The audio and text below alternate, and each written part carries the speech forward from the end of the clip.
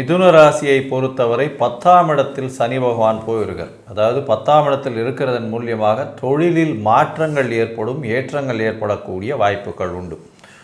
Partnership கூட்டு தொழிலில் பார்த்தீங்களே ஆனால் பெரிய மாறுதல்கள் வரும். கூட்டு தொழிலில் எதிர்பாலினத்தவர் அதாவது எதிர் பார்ட்னர் மூலியமாக சிறு சிறு தொல்லைகள் வந்தாலும் வெற்றி வரக்கூடிய வாய்ப்புகள் நிச்சயமாக உண்டு.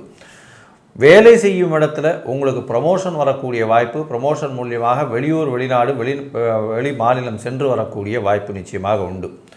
தூக்கத்தை கெடுக்கக்கூடிய காலகட்டமாக இருக்கும். கணவன் மனைவிக்குள்ள சற்று பிரச்சனைகள் இருக்கக்கூடிய வாய்ப்புகள் உண்டு. அது தவிர பார்த்தாலேயானால் திருமண பாக்கியத்தையும் ஏற்படுத்தி கொடுக்கக்கூடிய காலகட்டமாக அமைய போகிறது.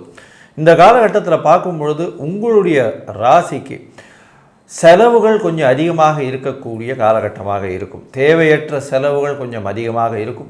புதிய வீடு மனை வாங்கக்கூடிய பாக்கியத்தை கொடுப்பார். இருந்தாலும் அந்த பாக்கியத்தில் பார்த்தீங்களேயானால் இந்த லீகாலிட்டியில் பிரச்சனை வரும். வேலை செய்ய வேண்டிய சிறு சிறு தடங்கள் வரக்கூடிய வாய்ப்புகள் நிச்சயமாக இருக்கும். படிக்கக்கூடிய மாணவர்களுக்கு மென்டலி கொஞ்சம் ஸ்ட்ரெஸ்ஃபுல்லாக இருக்கக்கூடிய காலகட்டமாக இருக்கும். அது தவிர பார்த்தாலேயானால் படிக்கக்கூடிய மாணவர்களுக்கு டிஸ்ட்ராக்ஷன்ஸ் கொஞ்சம் அதிகமாக இருக்கக்கூடிய வாய்ப்புகள் நிச்சயமாக உண்டு. எதிர்பாலினத்தவர் மூலியமாக சிறு சிறு தொல்லைகள் வரும்.